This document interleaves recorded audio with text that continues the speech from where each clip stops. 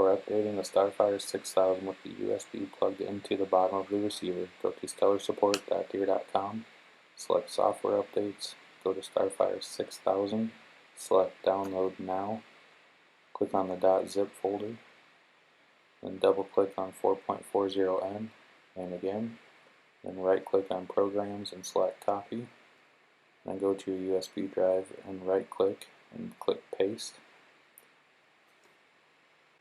And then plug your USB into the bottom of the receiver. On the Gen 4 display, select Menu,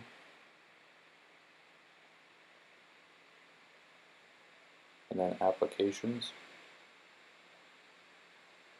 Isobus VT,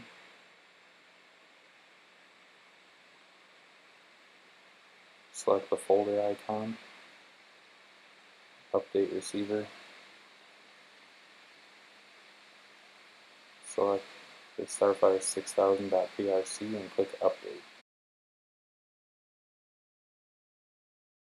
To update the receiver with the USB plugged into the receiver port, press your menu, Starfire 6000, this folder, Update Receiver, select Starfire 6000 and click Update.